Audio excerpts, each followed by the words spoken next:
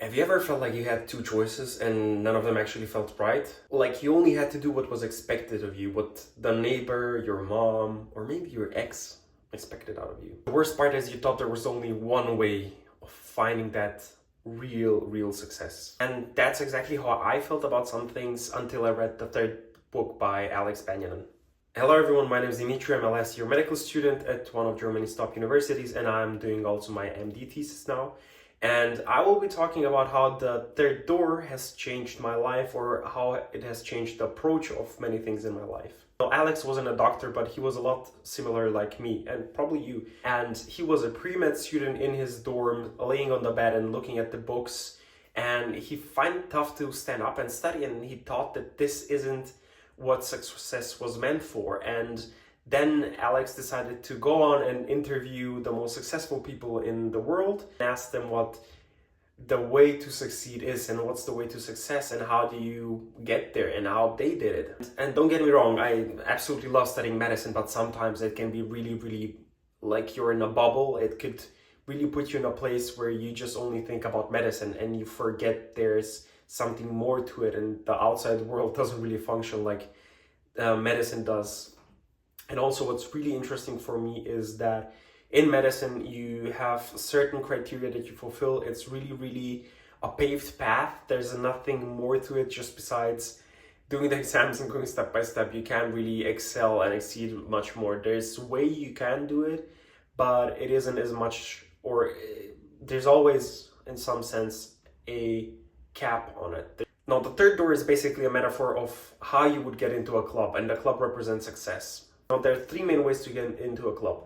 90% of the people just go to the main line and wait there till the bouncer lets them in, and they might eventually get into a club. Second group is people who go to the VIP sections. Those are people who either have connections, who have already succeeded in life, or just for any other reason they can get in the VIP section. The third door is probably the door which we're talking about here, is a back door through an alley, and you have to jump over a fence and then go through another basement, and then somehow you end up in the club. And this is the way he talks about the book. I'd like to point out a couple of ideas that have helped me throughout my journey in medicine. So maybe possibly other things around and outside med school. The first one would be that adventure happens only to the adventurous. And when we say this, we mean that no matter what you do, you have to approach it in some sort of sense as an adventure. So if you decide to do something which is new, you have to see it as an adventure, and every adventure has ups and downs, and you're going to have some setbacks. You're going to feel bad.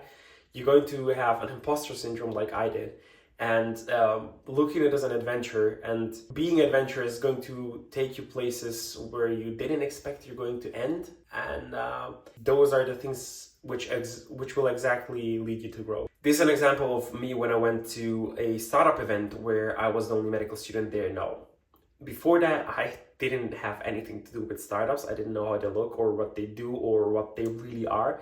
I just had some sort of small concept of what startups are because I was drawn towards the idea of a startup. I don't know. So this event was 7 days long, and you had to be there every day. And you had to build a startup and an idea and a proposition and a pitch in 7 days. And at the end of the day, there's a competition to see who has the best pitch and the best idea. Now, this was the adventure for me. I was the only medical student there. And when I told them what I do, people were skeptical. They were like, why are you here?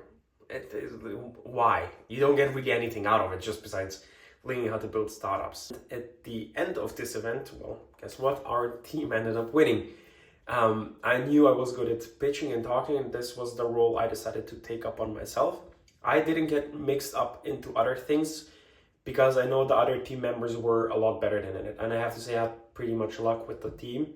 Everybody knew their role. So that's the one part.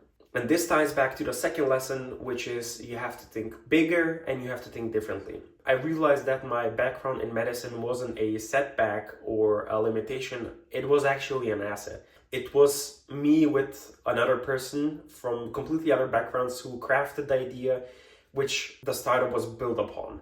And through this part, we were the ones contributing with our ideas and with our introspect. So being an outsider in many situations can be, well, pretty much positive. Well, thinking big doesn't mean going out on everything. Thinking big means that whatever was proposed to you wasn't the only thing that's there, but you can implement things from outside and how and differently. Well, of course, what can I do differently here as a medical student or as a doctor, or how can I do this pitch or whatever to stand out and to make people get more interested in this topic. Okay, and this is the last and final tip.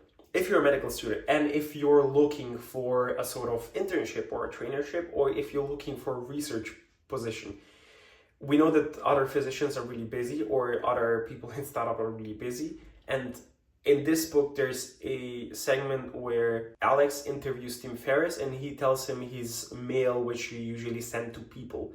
And this mail, which I will outline here, is probably the mail which I've sent the most, and it has helped me the most. I can't stress how much this mail has helped me get into internships, trainerships, or just any other position, or just getting at least a genuine feedback from people. If you send a normal mail, which is really formal, or you're a little bit too excited, people don't tend to respond to it that often. It's worked more times than I can think of, actually. Sometimes you have to be really persistent. You have to send 20, 30 mails if you want to get something, which it might look bad, but if you want something, you have to try.